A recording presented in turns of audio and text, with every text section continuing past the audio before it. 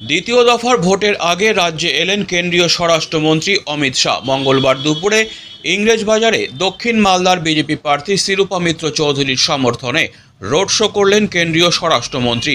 সেখান থেকে রাজ্য সরকারের বিরুদ্ধে সমালোচনায় মুখর হন তিনি। বাংলা থেকে বিজেপিকে বেঁধে দেওয়া টার্গেট পূরণ করতে হবে বলে জানিয়ে দেন অমিত শাহ। এদিন বেলা 12টা নাগাদ মালদা বিমানবন্দরে নেমে সেখান থেকে গাড়িতে করে তিনি পোস্ট অফিসের মোড়ে শ্যামাপ্রসাদের মূর্তিতে মাল্যদান করে হুডখোলা গাড়িতে চেপে রোড শো শুরু করেন। সাথে ছিলেন দক্ষিণ মালদা কেন্দ্রের প্রার্থী শিরূপা মিত্র চৌধুরী। অমিত শাহকে দেখতে রাস্তার দুধারে কাতারে কাতারে মানুষ ভিড় জমান। তাদের উদ্দেশ্যে পুষ্পবৃষ্টি করেন শাহ। এরপর রবীন্দ্র মূর্তির পাদদেশে এসে শেষ হয় রোড শো। সেখানে বক্তব্য রাখেন শাহ। রোড শো থেকেই মুখ্যমন্ত্রী মমতা বন্দ্যোপাধ্যায়কে নিশানা করেন তিনি। বলেন, অনুপ্রবেশ রুখতে সিএএ জরুরি। সিএএ এর বিরোধিতা করছেন মমতা। বাংলাকে দুর্নীতিমুক্ত করতে ও উন্নয়নের জন্য নরেন্দ্র মোদীকে আনতে হবে বলে বার্তা দেন তিনি আরও বলেন, বাংলা থেকে পদ্মফুলে ভোট দেওয়া মানে প্রধানমন্ত্রী নরেন্দ্র মোদীকে ভোট দেওয়া। বাংলা থেকে বিজেপিকে 30টির বেশি আসনে জেতাতে হবে। তিনি জানান, গতবার এই আসন থেকে সামান্য ভোটে হারতে হয়েছিল।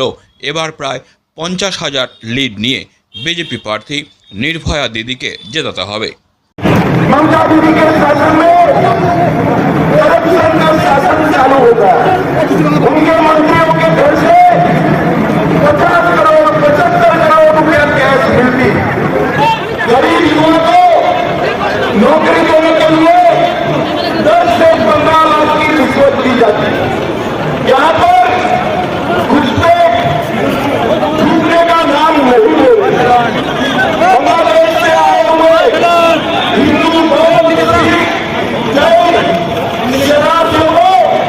नागरिकता देने का ममता दीदी विरोध कर रही है। ये बताओ भाइयों बहनों, सीए आना चाहिए या नहीं आना चाहिए? सीए आना चाहिए या नहीं आना? हमारे शरणार्थी हिंदू बौद्ध भाइयों को नागरिकता मिलनी चाहिए या नहीं मिलनी चाहिए? उसको रोकनी चाहिए या नहीं रोकनी चाहिए? गुंडागर्दी बंद होनी चाहिए, करप्शन बंद होना चाहिए या नहीं होना चाहिए? ऐसा गुंडागर्दी कर सकती है क्या? मदीना कर सकता है क्या? केवल और केवल मोदी जी के नेतृत्व में भारतीय जनता पार्टी ही ये सब कर सकती है। यही एक बंगाल को विकास के